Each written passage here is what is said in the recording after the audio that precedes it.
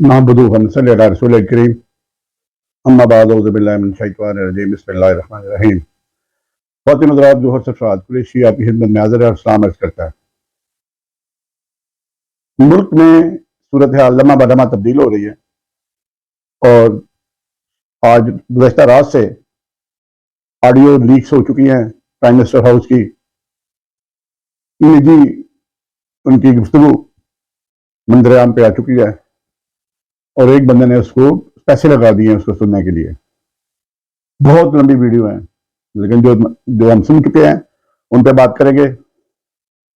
और उसने सागदार को मरियम ने बड़ा याद किया है कि अंकल आ जाएंगे तो फिर सारे मामला ठीक हो जाएंगे, अंकल आ जाएंगे तो तुम्हारे दिमाग की मशीनरी मीडिया से आ जाएगी। क्योंकि उसे अफसर ने कहा हुआ है ना कि जनाब सागदार साहब कर रहे थे, उन्होंने तो पहले भी प्राइम मिनिस्टर के लिए गाड़ी करवा ली थी, तो शाहाना से क्लियर करवा ली थी। डू मरने का मुकाम है मुस्लिम लीग नून के पटवारियों के लिए। ये चोरी किस तरह करते हैं अब तो यहां हो चुकी है। लेकिन अब आपको पता चला जब एजेंसी बिगड़ती है तो क्या करती है,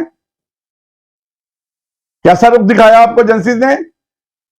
अब ये बात रोजे रोशन की तरह यह है कि ये इनके पांव के नीचे से रेत निकल रही है बड़ी तेजी के साथ, and they are heading towards collapse of their government. ये मेरी बात याद रखें। अब मामला लंबा नहीं चलेगा, दिनों की बात है। और ये क्योंकि मैंने इंटेलिजेंस किया हुआ कोर्स, मुझे पता है, इंटेलिजेंस की हुई है कि ये अब रुकने वाली नहीं है ऑडियोज। और मेरी तो ये है कि Supreme Court should take suo motu action. इसके अपने दिमाग के लिए क्या कुछ कराया, उसके लिए अपना सारा सिस्टम बिजली का जैसे बैरिया वाले ने करवाया हुआ है वो रंगिया रहा में वो करवाया। इत्तेफाक नाम रखा है, इत्तेफाक पार्क। और ये बेटा रहील किसका है? मलक मुनीर का। और मलक मुनीर, चौधरी मुनीर भी इसको कहते हैं, मलक मुनीर भी कहते हैं। और जो घटिया काम वो करता था वो तो कैमरे पे बताए भी नहीं जा सकते। वो तो ऐसे था, वो क्या रबियों के लिए क्या कुछ करता रहा, यूएई गवर्नमेंट के लिए क्या कुछ करता रहा। मैं तो उसको बड़ी अच्छी तरह जानता हूं ना, उसका अगला पिछड़ा जानता हूं कि बंदे ने कैसे तरक्की की है। अगर तरक्की इसको कहते हैं तो अल्लाह ताला हमें बचा के रखे ऐसी तरक्कियों से। हमारे भी बंदे फिर उसके आगे पीछे होते हैं, ये दे दे, ये दे दे, ये दे दे। लेकिन अल्लाह का शुक्र है मैंने उस बंदे को सलाम भी लेने का रवादार नहीं था, क्योंकि एयरपोर्ट्स पे वो आके इनको क्लियर करता था, फिर वो जहां ले जाता था किन किन चीजों के शिकार कराया करता था। और फिर उसको बदले में अरबियों ने नवाजा, फिर वो जहाजों का मालिक भी बन गया। तो बात यह है कि prime minister has been exposed badly in this audio leak scandal. He has lost his authority badly. अब वो इस काबिल नहीं रहा कि वो प्राइम मिनिस्टरशिप का उहदा अपने पास रखे। जिन्होंने लाया था उन्होंने इसको नंगा कर दिया, और नंगा भी बुरी तरह किया भी। तो this is the beginning of the end. आगे आगे देखिए होता है क्या। तो मरियम जलसों में कहती है कि डॉलर ये हो गया, डॉलर वो चला गया। उसको कहती है, प्राइम मिनिस्टर को कहती है, बल्कि प्राइम मिनिस्टर नहीं प्राइम मिनिस्टर को कहती है, क्योंकि सारी की बिना तो उनकी ये सारी सब पे केस है, सब ने अंदर हो जाना इंशाल्लाह ताला। जिस वक्त इनकी गवर्नमेंट गई सब अंदर हो जाएंगे। वो कहती है अंकल डॉलर 205 का है तो ये तो माशी हालात बड़े खराब हो जाएंगे, तो डॉलर तो बढ़ाना चाहिए। जलसों में रोती है कि डॉलर बढ़ गया। ये होता है हाथी के कहा दांत खाने के और दिखाने के और।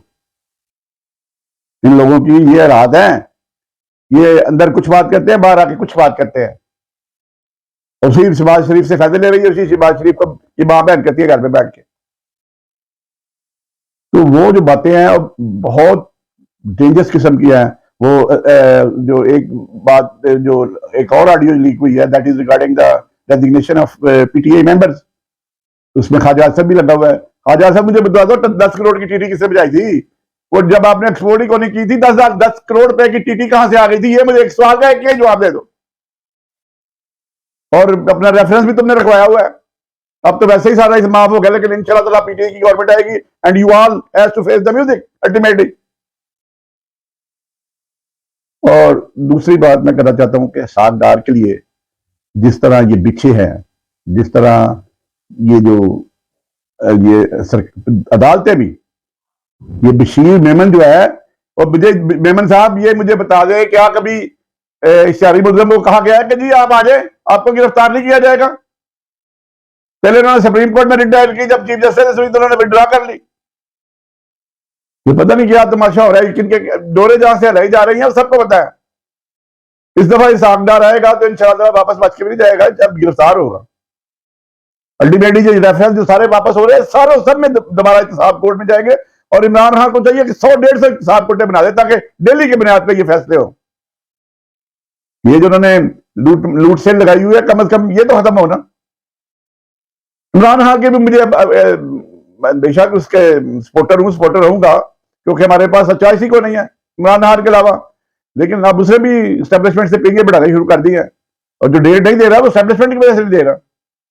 वरना अब तो मौसम भी ठीक हो गया, winter almost calling on the door of Punjab. अब तो विंटर ऑफ शुरू हो चुकी है, 1-2 दिन से मौसम बड़ा ठंडा है, मौसम बड़ा अच्छा है। अब वो बस जो बिल्कुल खत्म हो रही है, जो ह्यूमिडिटी जिसको कहते हैं हम। तो बात यह है, जो सागदार को जो प्रिविलेजेस मिल रही हैं, क्या किसी आम आदमी को मिलेगी? जो नवाज शरीफ को अदालतों ने प्रिविलेजेस दी हैं, वो किसी आम आदमी को मिलेगी? ये तो अल्लाह ही हाफ़िज़ है। ये पाकिस्तान की प्रिविलेज फैमिली है, जिनके लिए ना कोई कानून है ना कोई आइन है। ये पाकिस्तान में आते हैं हुकूमत के लिए, जैसे इज़हार डार प्राइम मिनिस्टर के जहाज में भागा था और प्राइम मिनिस्टर के जहाज में आ रहा है मंगल को। ये सूरत हाल है। ये जनाब, ये तो पाकिस्तानी है ही नहीं है। ये हुकूमत करने आते हैं, हुकूमत करते हैं और चले जाते हैं, अल्लाह खैर सल्ला। इनका हुकूमत से क्या लेना देना है? बहुत ही ज़्यादा ये अलार्मिंग सिचुएशन है। पाकिस्तान जो है वो देख लिया किस किस तरफ जा रहा है। अब अगर इमरान खान को हुकूमत मिल जाती है तो 2.5-3 साल से पहले इकोनॉमी के हालात ही नहीं ठीक होते, नहीं हो सकते। जो जितने मर्जी डाल ले आओ, मुल्क तो हमारा मुल्क जो है पहले ही वो डिजास्टर की तरफ जा रहा है। कुछ कैलेमिटी ने तबाही मचाई है, कुछ ये इम्पोर्टेड सरकार ने आके बेड़ा गर्क कर दिया। जो रही तही कसर थी उसको निकाल दिया, कचूमर निकाल दिया लोगों का। बिजली 50,000-60,000 आते हैं, करना क्या है? हम जैसे श्वेत पोषण ने करना क्या है? और मैं तो सर्विस के दौरान मकान नहीं बना सका, मैंने मकान नहीं बनाया आज तक। मैं तो अब बड़ी फूंक फांक कर नौकरी करता हूँ, करता रहा हूँ कि मेरे वालिद को ना कोई बात कर सके। तो हम तो अपनी इज्जत की खातिर अपने गिरेबान में जाते थे कि गलत काम ही ना कर सके, वरना मैं भी कोठियों में रह सकता था। सूरत हाल ये है कि कुछ लोगों के लिए प्रिविलेज क्लास के लिए चाकी को जो मर्जी करते रहे। बस इमराज इसी के इजाजत दें, इंशाल्लाह ताला बशर्ते जिंदगी फिर बात होगी। दुआ में याद रखिएगा। अस्सलाम वालेकुम व रहमतुल्लाहि व बरकातुहू।